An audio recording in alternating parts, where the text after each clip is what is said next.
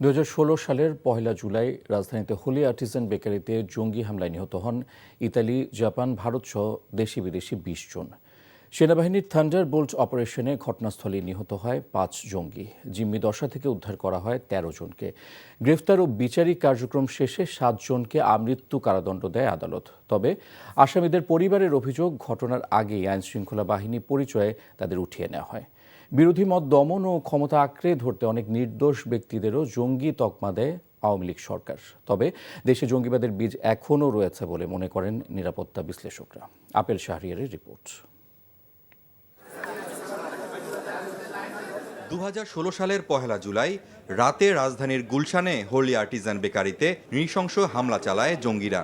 দেশি বিদেশি অতিথিদের জিম্মি করে কুপিয়ে ও গুলি করে 20 জনকে হত্যা করা হয়। নিহতদের মধ্যে ইতালির 9 জন, জাপানের 7 জন, ভারতের 1 জন ও বাংলাদেশের 3 জন নাগরিক ছিলেন। সেই রাতেই বোমা হামলায় মারা যান 2 পুলিশ কর্মকর্তা। সেনাবাহিনীর কমান্ডো দল জিম্মিদের উদ্ধারে অভিযানে নামে।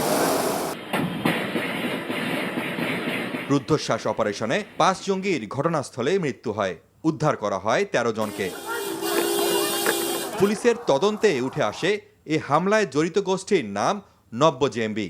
তবে ঘটনার পর নিজেদের আন্তর্জাতিক জঙ্গি সংগঠন আইএস বলে প্রচার করে। এ ঘটনায় গ্রেপ্তার ও বিচারিক কার্যক্রম শেষে 7 জনকে আমৃত্যু কারাদণ্ড দেয়া হয়। আসামিদের পরিবারের সদস্যদের অভিযোগ, এই ঘটনায় তাদের ফাঁসানো হয়েছে। আমার ছেলেকে 3 মাথায় কোচিংয়ে যাওয়ার সময় 3 মাথা থেকে পুলিশ উঠায় নিয়ে গেছে। হোলি আর্টিজান কেসে জড়িয়ে দিছে। ওই কেসে আসলে আমার ছেলে ঘুমই ছিল, তখন 1 বছর ঘুম ছিল। ঘুমের মধ্যে এই কেসটা জড়াই দিচ্ছে। আমার ছেলে তো জানেই না, আমরাও জানি না। আমার ছেলে নির্দোষ, কোনো রকম দোষ করেনি। আমার ছেলেকে ইচ্ছাকৃত জড়ানো হয়েছে এগুলি কেসে। আসামি পক্ষের আইনজীবী বলছেন, রায়ের বিরুদ্ধে আপিল করা হবে।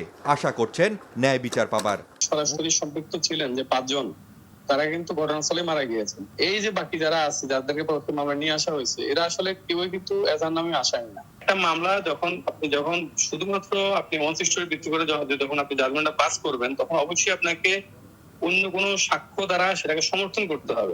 আমরা যদি মামলার নথিটা দেখে আসলে কোথাও কিন্তু তার সাথে সংশ্লিষ্ট কোনো এভিডেন্স কিন্তু কালেক্ট করা হয়নি। অন্যদিকে জিম্মি দশা থেকে মুক্তি পেতে বেকারি থেকে পালাতে গিয়ে আইন শৃঙ্খলা বাহিনীর হাতে আটক হন জাকির হোসেন শাওন নামে এক যুবক। পরবর্তীতে জঙ্গি সন্দেহে গ্রেপ্তার ও জিজ্ঞাসাবাদের এক পর্যায়ে মৃত্যু হয় তার। এতদিনেও ছেলের মৃত্যুর বিচার না পাওয়ায় ক্ষোভ জানান পরিবার। দাবি করেন হত্যার সঙ্গে জড়িতদের শাস্তি। আজকে 9 বছর ধরে খালি ছবি দেখি, খালি কান্দি, কোনো বিচার পাই নাই। আজও পর্যন্ত কোনো বিচার পাই নাই। হ্যাঁ, যদি সূক্ষ্ম বিচারটা আমি যদি পাই, আমি মইরা গেল, আমি শান্তি পাব।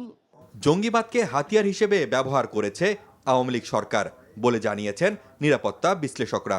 ফ্যাসিবাদ সরকারের সময় কিন্তু এই জঙ্গিবাদকে ব্যবহার করে বিরোধী দলকে নির্মূল করা হয়েছে, যেটাকে বলা হয় ফলস ফ্ল্যাগ। যে আমি একটা কারণে আমার উদ্দেশ্য হচ্ছে একটা, কিন্তু আমি আরেকটা উদ্দেশ্য দেখিয়ে আমি আমার উদ্দেশ্য সাধন করে নিলাম। ফ্যাসিস্ট সরকার এটাকে খুব ভালোভাবে ব্যবহার করেছে।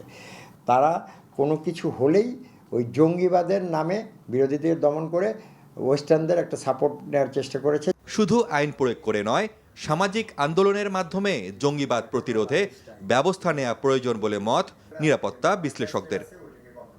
Apple Shahriar, NTV news, Dhaka. Bundle থাকলে প্রতি সেনমানিতে টাকা বাঁচবে। বিকাশ সেনমানি বান্ডেল কিনে জিতুন প্রতি লেনদেনে।